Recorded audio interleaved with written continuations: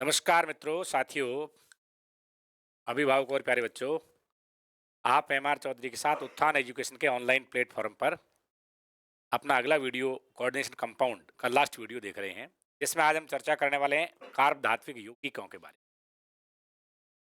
क्या होते हैं कार्ब धात्विक यौगिक, किस प्रकार की स्टेबिलिटी होती है उनकी, और क्या विशेषताएं हैं इनकी, इसके बारे में चर्चा करते हैं। मित्रों ध्यान दीजिए, कार्ब धात्विक यौगिक जैसा मैंने यहाँ लिखा है, उन यौगिक को कहते हैं जिनमें कार्बन और धातु के मध्य प्रत्यक्ष सहसंयोजक बंध या सिग्मा बॉन्ड पाया जाता है। ध्यान देना मित्र ये बात है कि वे यौगिक जिनमें कार्बन व धातु परमाणु के मध्य या धातु आयन के मध्य सिग्मा बॉन्ड, वो सहसंयोजक भी हो सकता है, उप सहसंयोजक भी हो सकता है, उपस्थित होता है, उन्हें कार्ब धात्विक यौगिक कहते हैं।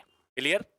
वे यौगिक जिनमें कार्बन और मेटल एटम के बीच में सिग्मा बॉन्ड, सहसंयोजक बंध या उप सहसंयोजक बंध प्रेजेंट होता है, उन्हें हम कार्ब धात्विक यौगिक कहते हैं। मित्रों, ऐसा बंध कब होगा? जब कार्बन के साथ निम्न विद्युत ऋणता वाले, निम्न इलेक्ट्रॉन नेगेटिविटी के तत्व जुड़े रहेंगे। कौन जुड़ा रहेगा? एक कार्बन, और दूसरी तरफ उसके साथ ऐसे धातु परमाणु जिनकी इलेक्ट्रॉन नेगेटिविटी कम होती है, या वो अधातु भी हो सकते, ठीक है ना। लेकिन जब अधातु होंगे तो उनको कार्ब धात्विक यौगिक नहीं कहेंगे। कार्ब धात्विक या ऑर्गेनो मेटेलिक कंपाउंड तभी कहते हैं जब कार्बन और मेटल के बीच, कार्बन परमाणु और धातु परमाणु के बीच में सिग्मा बॉन्ड, सहसंयोजक या उप सहसंयोजक बंध प्रेजेंट होता है। ठीक है, तो ये निम्न विद्युतरणीय परमाणु कौन हो सकते हैं? ये जर्मेनियम हो सकता है, एंटीमनी हो सकता है, आर्सेनिक हो सकता है, ठीक है ना। और सभी धातुएं, ये जो मैंने बात कर रहा हूं ये उपधातुएं हैं। बोरोन हो सकता है, ये उपधातुएं हैं। और इसके अलावा जितनी धातुएं हैं, फोस्फोरस भी हो सकता है। ये सब मेटल यानी मेटलोइड और धातुएं, क्योंकि धातुओं की विद्युत ऋणता तो कम ही होती है, इसलिए इस प्रकार के यौगिक जिनमें ये तत्व और कार्बन के मध्य, साथ में धातु और कार्बन के मध्य सिग्मा बॉन्ड, सहसंयोजक या उपसहसंयोजक बंध होता है, उन्हें कार्ब धात्विक यौगिक कहते हैं। मित्रों, गांठ तो बांधनी नहीं है। कार्बन और धातु के बीच में पाई बंध भी बनता है, लेकिन वो अलग मैटर है, कैसे बनता अभी हम चर्चा करने वाले हैं। ठीक है मित्रों, मेरे पास एक यौगिक है CH3COONA, सोडियम एसीटेट। ये कार्ब धात्विक यौगिक नहीं है। क्यों नहीं मित्रों? मैं आपको क्लियर करता हूं, क्योंकि इसमें जो बॉन्ड है वो ऑक्सीजन और सोडियम के मध्य है। दूसरा, ये जो बॉन्ड है वो आयनिक नेचर का है, इसलिए सोडियम एसीटेट, भले ही एसीटेट कार्बनिक यौगिक है से आया हुआ और सोडियम धातु है, लेकिन ये वाला यौगिक है वो कार्ब धात्विक यौगिक नहीं है। कन्फ्यूजन में नहीं रहे कि ये ऑर्गेनिक से आया है, ऑर्गेनिक कंपाउंड है, या हाइड्रोकार्बन है और ये धातु है, तो इसको हम ऑर्गेनिक मेटेलिक या कार्ब धातु यौगिक कह सकते हैं या नहीं? नहीं कह सकते हैं। दूसरी बात करता हूं मैं, यदि हमारे पास सोडियम कार्बोनेट है Na2CO3, ये अनऑर्गेनिक कंपाउंड है, ये भी कार्ब धातुक यौगिक नहीं है। क्यों नहीं है मित्रों? इसलिए नहीं है क्योंकि इसमें कार्बोनेट आयन, ये कार्बोनेट आयन और सोडियम धन आयन के मध्य इस प्रकार से आयनिक बॉन्ड प्रेजेंट होता है। कैसे वाला बॉन्ड प्रेजेंट है मित्रों? ये आयनिक आकर्षण है। कैसा है? ये सिग्मा बॉन्ड नहीं है, सहसंयोजक बंध या उप सहसंयोजक बंध नहीं है। पाई बंध भी सहसंयोजक होता है, लेकिन यह कोई वाला सहसंयोजक बंध नहीं, आयनिक बंध है। इसलिए ना तो ये कार्ब धात्विक यौगिक है और न ये कार्ब धात्विक यौगिक है। उम्मीद करता हूं आपके ये बात समझ में आ गई होगी कि जिनमें कार्बन और धातु परमाणु के बीच में सिग्मा बंध, सहसंयोजक बंध होता है, सहसंयोजक कहते हैं, तो वो कार्ब धात्विक यौगिक या ऑर्गेनो मेटेलिक कंपाउंड कहलाते हैं। क्लियर है? अब ये दोनों तो ऑर्गेनो मेटेलिक हुआ नहीं, तो फिर हमारे पास ऑर्गेनो मेटेलिक कार्ब धातु यौगिक कौन से होते हैं? इसके लिए मैं आपको अगले पेज पर लिए चलता हूं। हमने एक यौगिक पीछे वाले पाठ में या इससे प्रीवियस वीडियो में सीखा था। इसका नाम है ग्रिन्यार अभिकर्मक। क्या नाम है मित्रों? ग्रिन्यार या ग्रिग्नार्ड रिएजेंट, ग्रिन्यार अभिकर्मक। ठीक है मित्रों, इस ग्रिन्यार अभिकर्मक में मैं यदि इसका नाम मेथिल मैग्नीशियम हैलाइड के रूप में या ब्रोमाइड के रूप में लिखूं, तो यह अब आप देख रहे हैं ये क्या हो गया। तो या मेथिल मैग्नीशियम ब्रोमाइड में इस कार्बन और मैग्नीशियम के बीच, इसके बीच मित्रों, कार्बन और मैग्नीशियम के बीच में यह जो सहसंयोजक बंध है, इस वजह से ये कार्ब धात्विक यौगिक है। ठीक, ऐसा एक और एग्जांपल लेता हूं मैं, CH3 ZnCH3, यानी इसको हम R2ZN के रूप में जानते हैं। इसको फ्रैंकलैंड अभिकर्मक कहते हैं,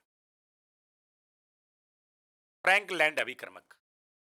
ठीक है ना, ये वाला भी Zn धातु है और कार्बन के बीच में डायरेक्ट प्रत्यक्ष सहसंयोजक बंध बना हुआ, इसलिए ये कार्ब धात्विक यौगिक है।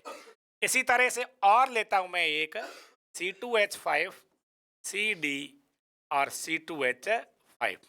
यहां पर भी कैडमियम परमाणु और कार्बन परमाणुओं के बीच, ये वाला कार्बन और कैडमियम के बीच, ये वाला कार्बन और कैडमियम दिख रहा है, इनके बीच में सहसंयोजक बंध है।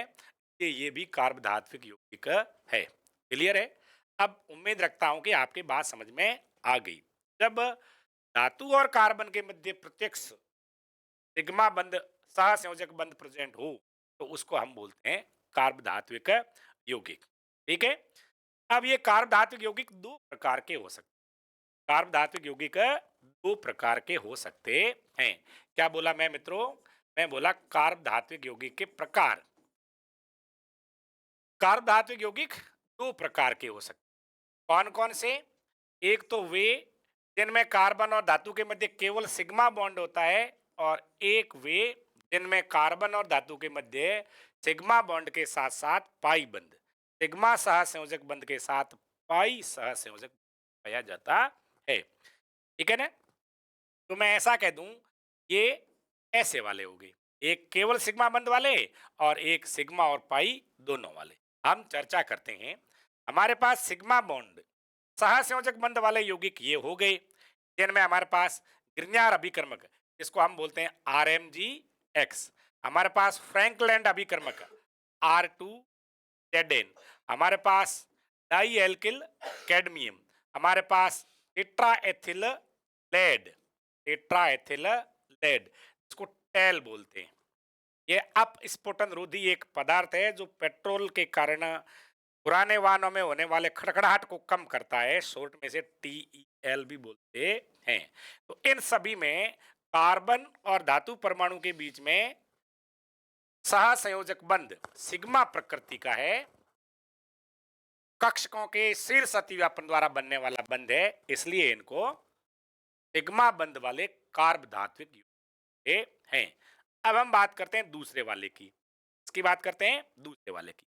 मित्रों, यह एक एग्जाम्पल और है। यदि ये वाला यौगिक हो C2H5 Al और TiCl4, ये एक संकुल यौगिक है और इसका नाम है ट्राईएथिल एल्यूमिनियम टाइटेनियम क्लोराइड। इसको विल्क जिगलर नाटा उत्प्रेरक कहते हैं। क्या कहते हैं?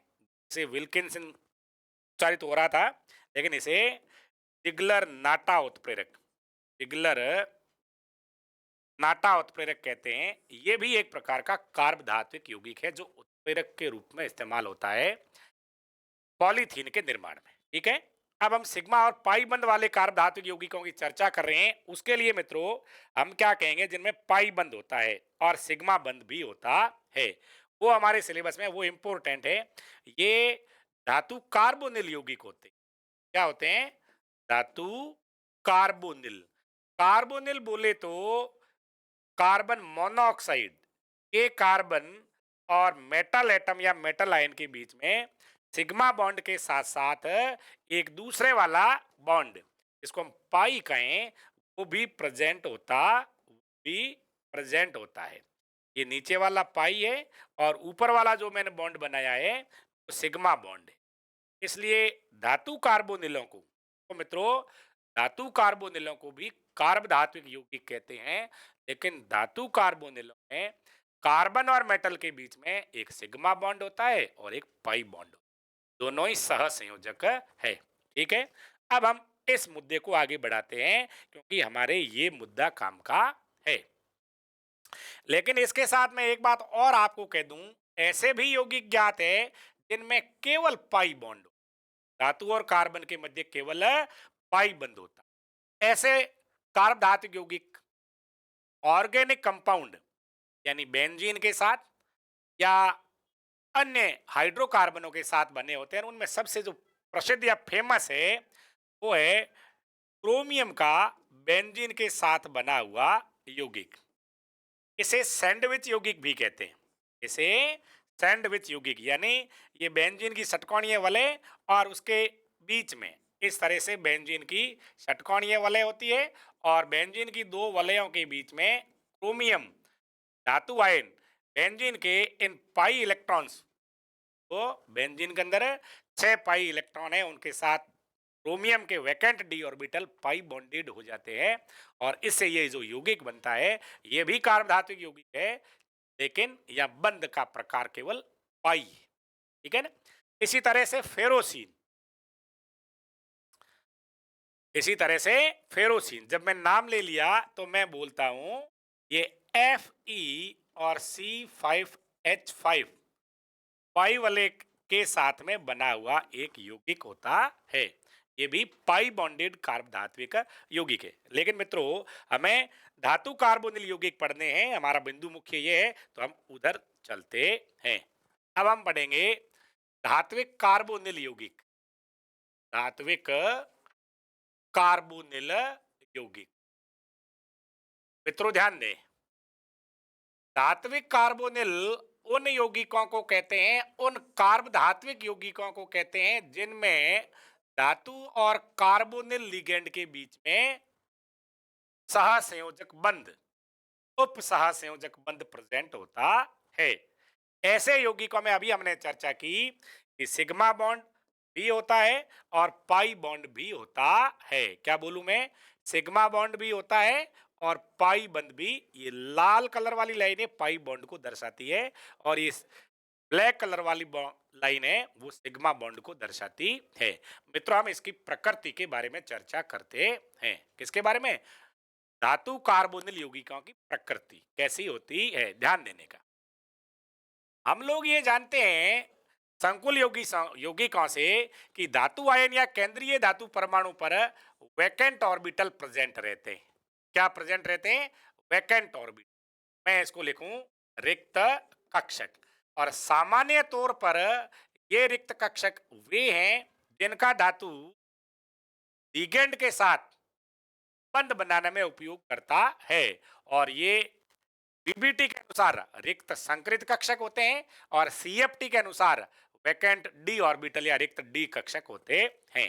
अब ये रिक्त कक्षक वाला धातु जब कार्बोनिल लिगेंड के संपर्क में आता है, इसके संपर्क में आता है मित्रों, कार्बोनिल लिगेंड की, तो कार्बोनिल लिगेंड में कार्बन और ऑक्सीजन, ध्यान दीजिएगा, कार्बोनिल लिगेंड में कार्बन और ऑक्सीजन दोनों पर एक एक लॉन पेयर प्रेजेंट रहता है।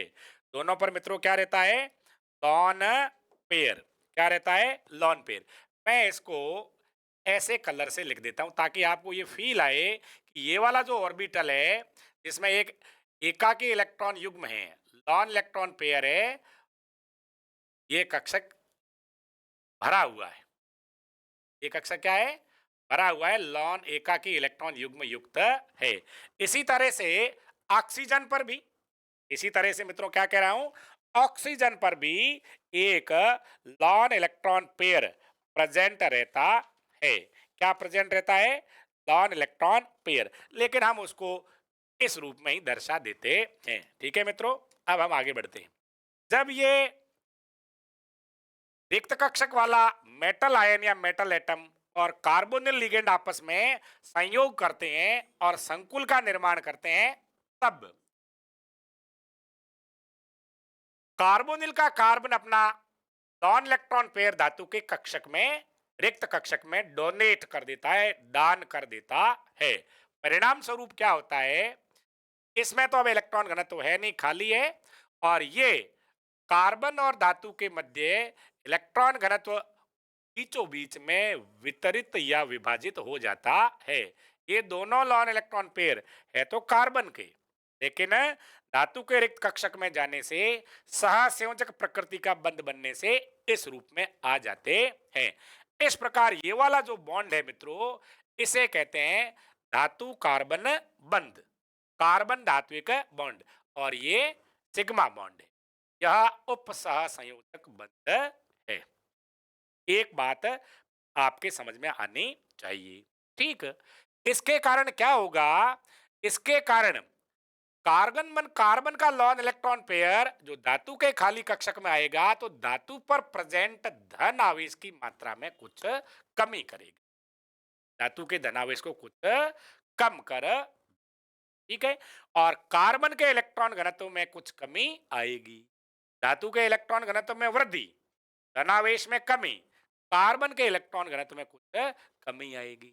इसके कारण क्या हुआ, ये कार्बन और ऑक्सीजन के बीच वाले बंध है, ये भी थोड़ा स्टेबिलिटी के रेफरेंस में, एनर्जी के रेफरेंस में प्रभावित होंगे। किस प्रकार होंगे, इस बात को जानिएगा। हम लोग जानते हैं मित्रों कि धातु आयन या धातु परमाणु के ऊपर रिक्त डी कक्षक वैकेंट ऑर्बिटल पाए जाते हैं। क्या पाए जाते हैं, वैकेंट ऑर्बिटल। ये एक डी कक्षक है और ये वाला भी एक डी कक्षक या वैकेंट ऑर्बिटल है।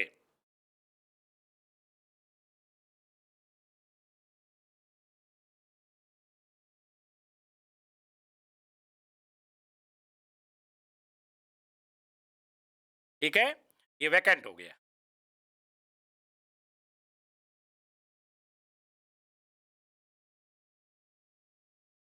ठीक है, ये वैकेंट ऑर्बिटल, दोनों ही कैसे हो गए, दोनों ही वैकेंट है। और दोनों की नेचर कैसी है मित्रों, ये दोनों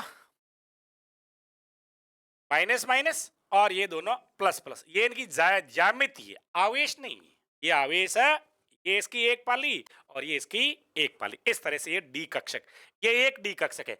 आप सारे लोग ये जानते हैं, या सुनने वाले समझने वाले सारे विद्यार्थी ये जानते हैं कि डी कक्षक में चार पालियां, इसलिए मेटल एटम मेटल आयन के चारों ओर ये चार लोब, चार पालियां बनाई गई है।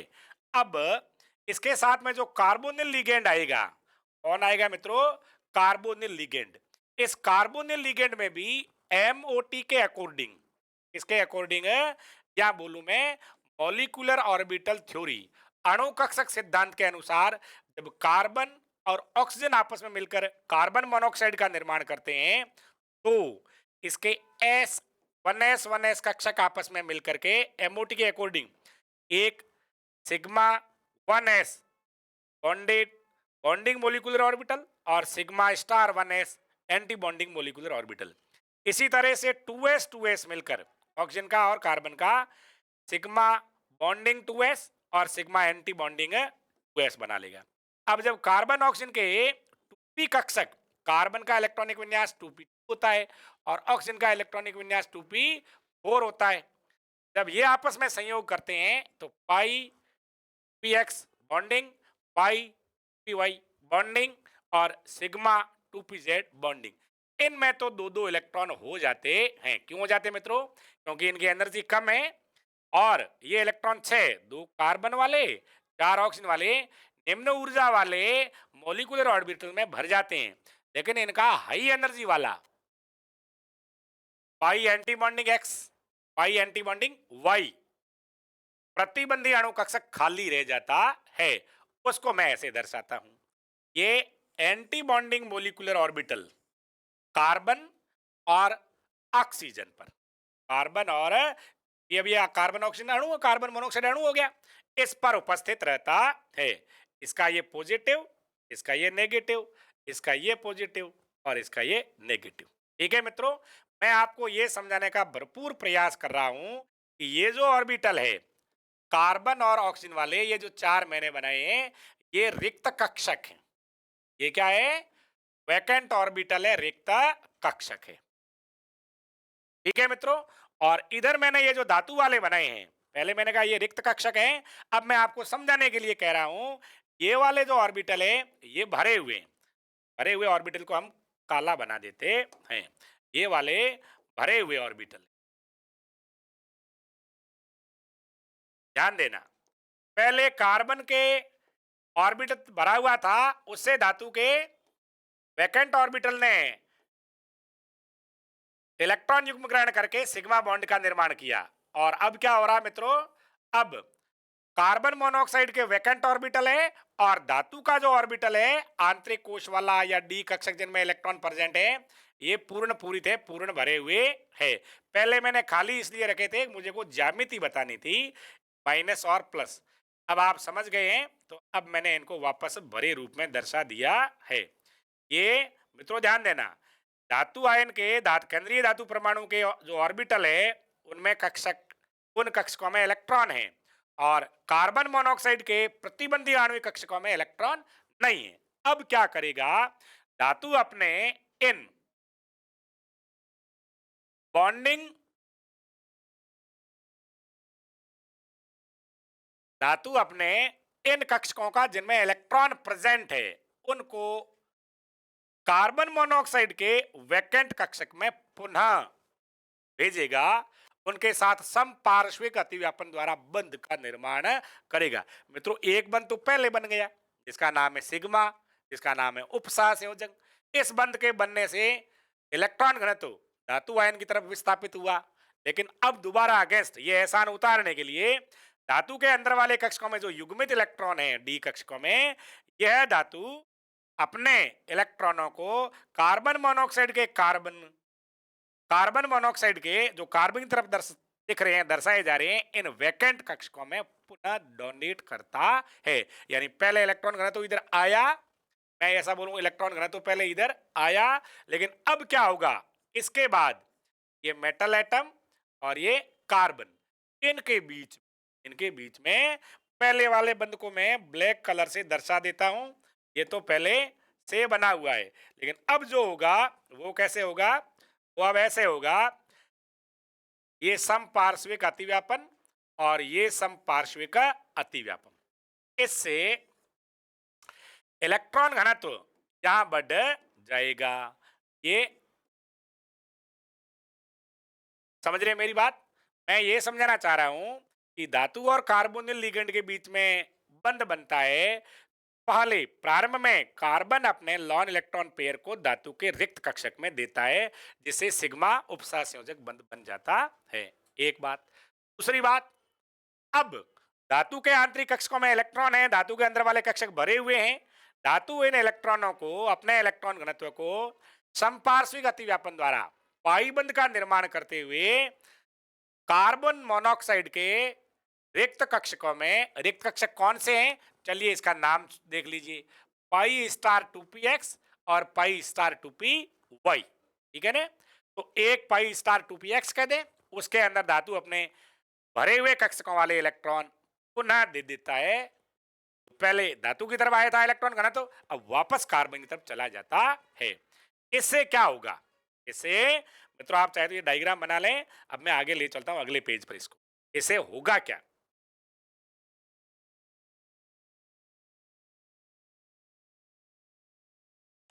बन गया होगा। हाँ, एक बात यहां समझा देता हूं, यहां पहले कार्बन से धातु की ओर बॉन्ड बना था, बॉन्डिंग। अब पुनः उसके अगेंस्ट अपोजिट धातु से कार्बन की ओर इलेक्ट्रॉन घनत्व जा रहा है, यानी उल्टी दिशा में जा रहा है। पहले कार्बन से धातु की तरफ आया, अब धातु से कार्बन की तरफ जा रहा है। इसको बैक बॉन्डिंग क्या बोलते हैं? Back bonding. इसको बोलते हैं बैक बॉन्डिंग। क्या बोलते हैं? Back bonding. क्या है बैक बॉन्डिंग? क्या है पश्चाबंधन?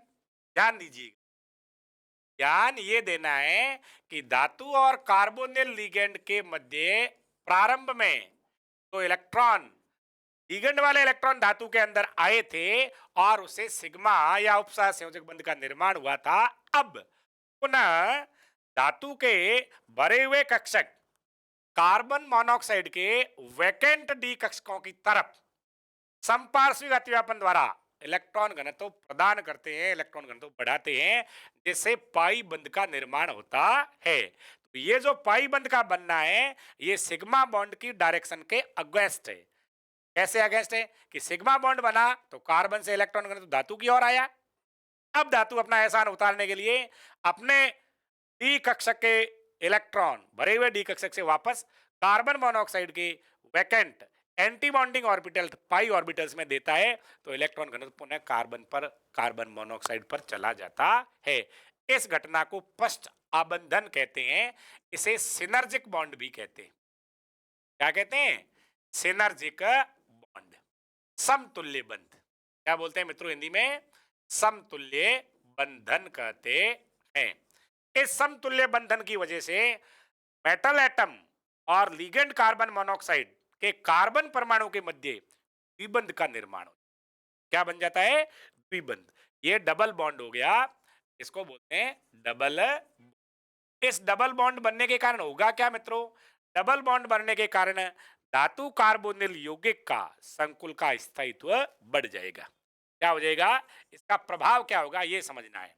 इस सिनर्जिक बॉन्ड के बनने से, बैक बॉन्डिंग होने से इस पर क्या प्रभाव पड़ेगा, ये बात हमें समझनी है। तो प्रभाव इस तरह से, नंबर एक, मेटल और कार्बन के बीच बंध सामर्थ्य, बॉन्ड स्ट्रेंथ बढ़ेगी। बंध सामर्थ्य में क्या होगी? वृद्धि होगी। बंध सामर्थ्य में वृद्धि होगा, इसका मतलब मेटल और कार्बन का बॉन्ड लेंथ है वो घटेगा। एम और सी का बंध लंबाई में क्या होगी? कमी आएगी। बंध लंबाई में कमी और सामर्थ्य में वृद्धि, यानी संकुल का स्थायित्व बढ़ेगा। इसी कारण मित्रों धातु कार्बोनिल संकुल अधिक स्थायी होते हैं। बैकबॉन्डिंग के कारण, पश्चाबंधन के कारण धातु के कार्बोनिल यौगिक, धातु कार्बोनिल संकुल अन्य संकुलों की तुलना में और स्टेबल, उच्च स्थायित्व वाले होते हैं। मित्रों दूसरा क्या प्रभाव पड़ेगा? दूसरा प्रभाव, अब कार्बन और ऑक्सीजन के मध्य जो बॉन्ड है, वो बॉन्ड, उस बंध की सामर्थ्य घटेगी। इस बैक बॉन्डिंग की वजह से कार्बन पर इलेक्ट्रॉन घनत्व तो बढ़ेगा, इसलिए कार्बन ऑक्सीजन के इलेक्ट्रॉनों को जो अपनी ओर आ रहे थे वो अपनी ओर उतने प्रबलता से आकर्षित नहीं होंगी। इसलिए क्या होगा? कार्बन ऑक्सीजन की बंध सामर्थ्य घटती है और कार्बन ऑक्सीजन बंध की लंबाई, कार्बन ऑक्सीजन बंध की लंबाई बढ़ती है। क्या होगी?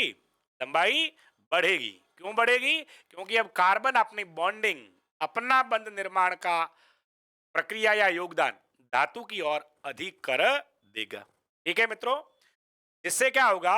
इस बंध में अब ट्रिपल बॉन्ड की बजाय द्विबंध के लक्षण बढ़ जाएंगे। इसमें या सिंगल बॉन्ड की बजाय डबल बॉन्ड के लक्षणों में वृद्धि होगी और या ट्रिपल बॉन्ड की, या हम यूं कह सकते हैं कार्बन ऑक्सीजन बंध क्रम का मान है वो कम होगा। बॉन्ड ऑर्डर का मान क्या होगा? कम होगा।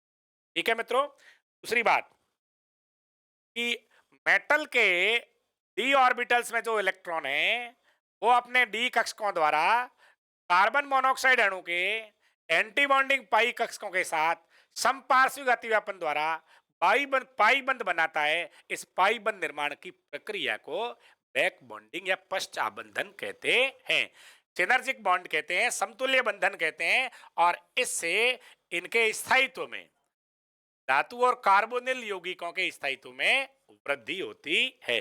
उम्मीद करता हूं आपको ये बात सेट हो गई होगी, समझ में आ गई होगी। एक ऐसा प्रश्न कई बार परीक्षा में पूछ लिया जाता है। ठीक है मित्रों, अब आगे बढ़ते हैं। यदि आपको डायग्राम वगैरह देखना लिखना कुछ है तो लिख सकते हैं। अब हम मित्रों चर्चा करेंगे संकुल यौगिकों का महत्व।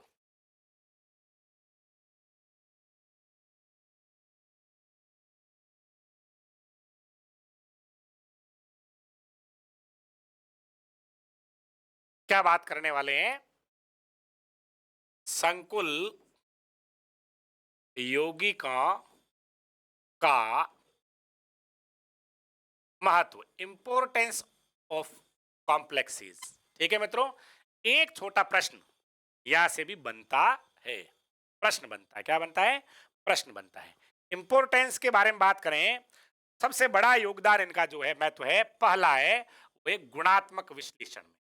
इसमें गुणात्मक विश्लेषण, आई होप, मैं उम्मीद रखता हूं कि आप केमिस्ट्री के प्रैक्टिकल अच्छे से कर रहे होंगे। यदि नहीं तो आप कमेंट में उससे रिलेटेड समस्या का समाधान भी पूछ सकते हैं। गुणात्मक विश्लेषण में कॉम्प्लेक्स का बहुत अधिक महत्व है।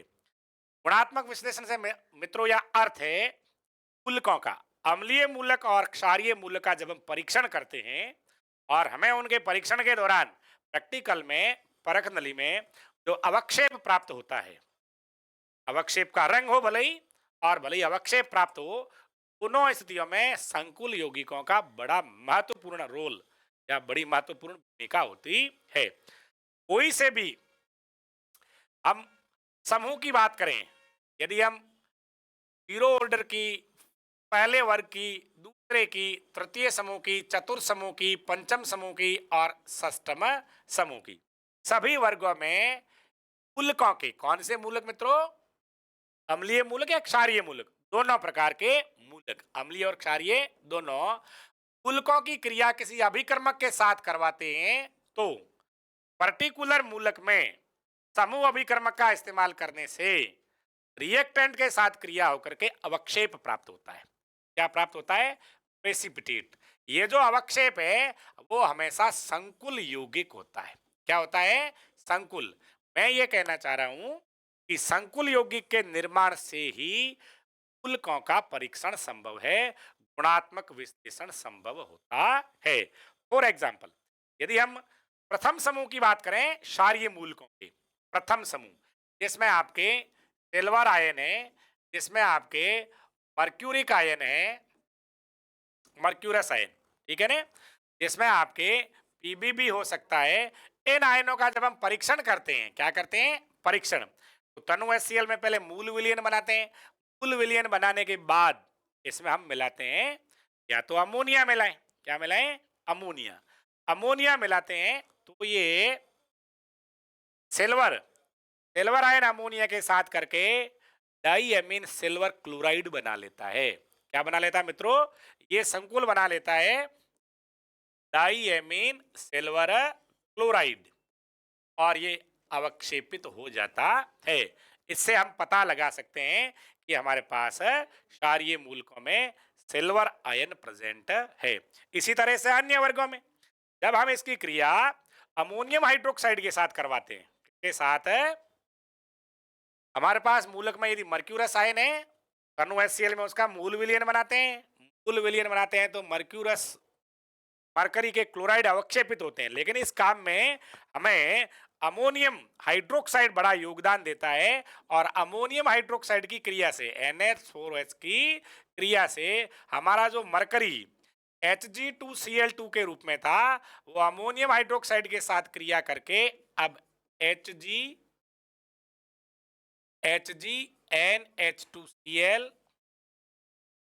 और Cl के रूप में अवक्षेपित हो जाता है, और यह अमोनियम हाइड्रोक्साइड में घुलकर एक विलयशील संकुल बनाएगा। लेकिन पहले ये ब्लैक पीपीटी, काला अवक्षेप प्रदान करता है।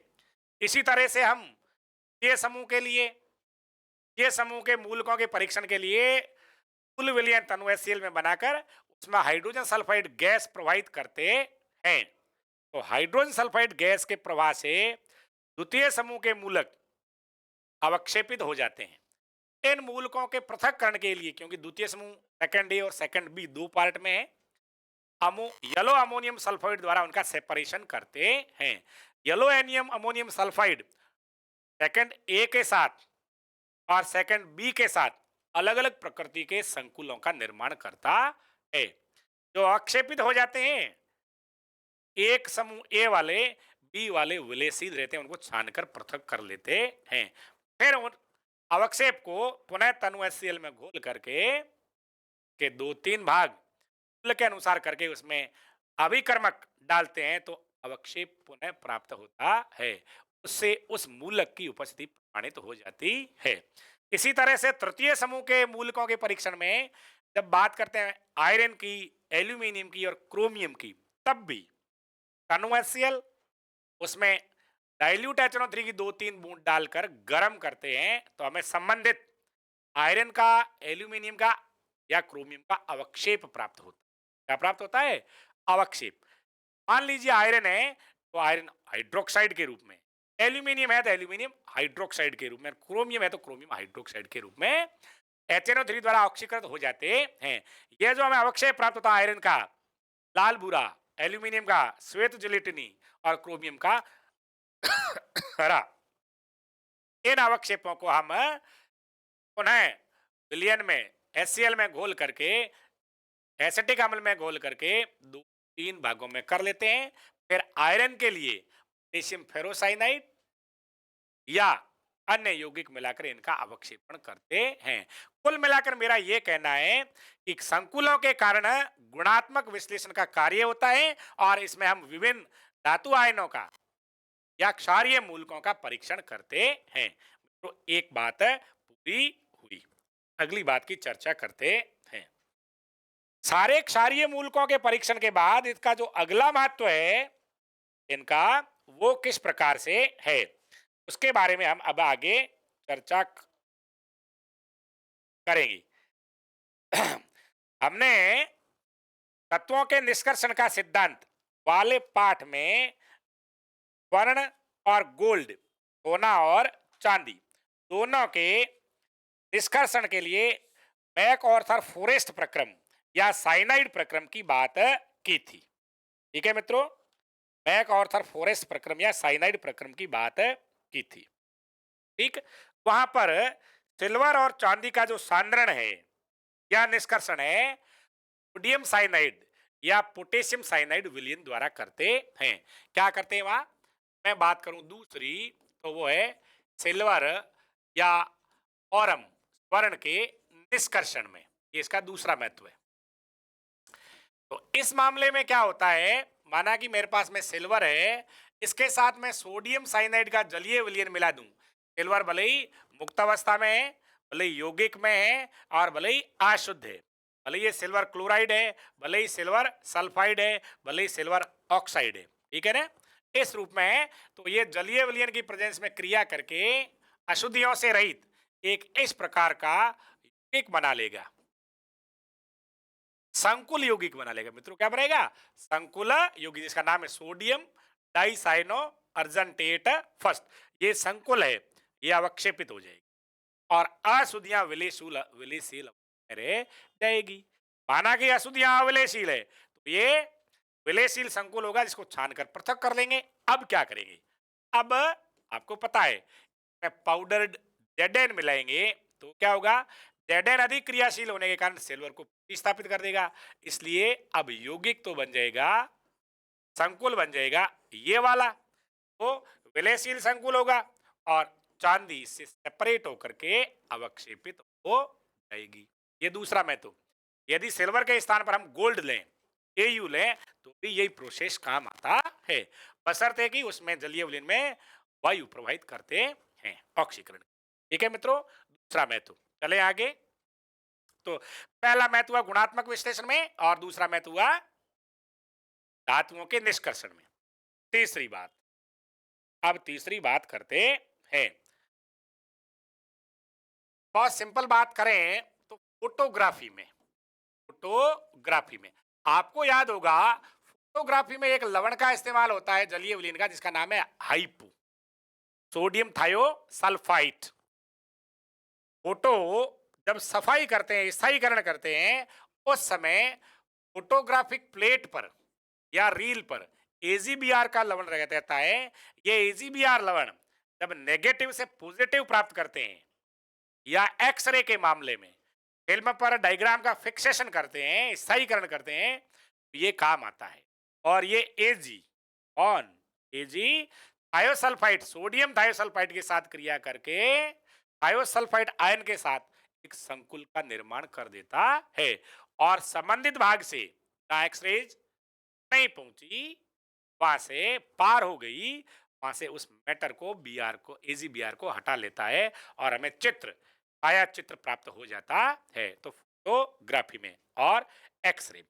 ठीक है मित्रों, इसी तरह से अगला यौगिक जैव तंत्र में, जैव तंत्र में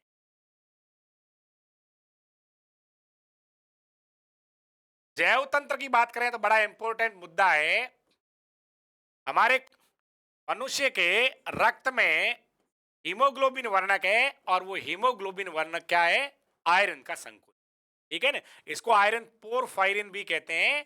ये आयरन हीमोग्लोबिन होता है तो ऑक्सीजन परिवहन की मुख्य भूमिका निभाता है। ठीक है ना, इसी तरह से पेड़ पौधों में, पादप में, ये तो जंतुओं में है, पादप में, पर्णहरि में है, क्लोरोफिल है, वो एक मैग्नीशियम का संकुल यौगिक होता है। ठीक है मित्रों, इसी तरह से हमारे पास एक विटामिन होता है हमारे शरीर में या पादपों द्वारा संश्लेषित होता है, विटामिन 12, साइनोकोबाल्मिन कहते हैं, जो कोबाल्ट का एक संकुल है। इसका संकुल है मित्रों कोबाल्ट का। इसी तरह से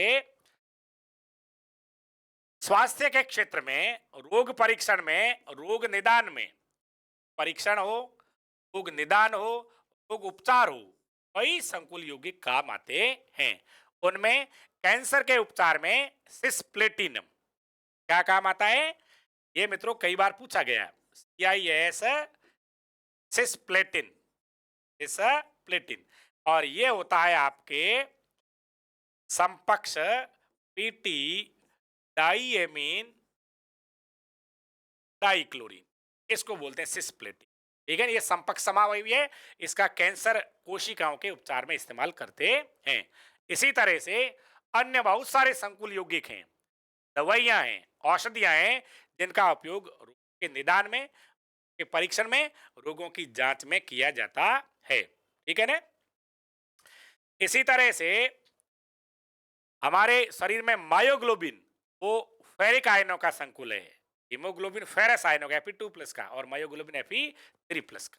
ठीक है ना, इस तरह से मित्रों यदि हमारे शरीर में पांचवा कोई जहर चला जाए, छठवा, तो उसके उपचार के लिए, जहर को, विष के प्रभाव को कम करने के लिए, समाप्त करने के लिए हम का इस्तेमाल करते हैं।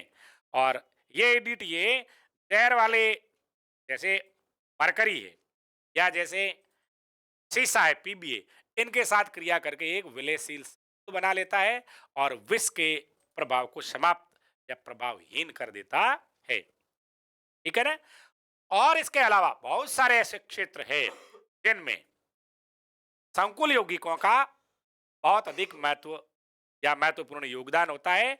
उनमें एक रंजक उद्योग और है, डाइज इंडस्ट्रीज। रंजकों का निर्माण और रंजकों के रंग बंधन की क्रिया भी संकुल यौगिकों के निर्माण के कारण होती है।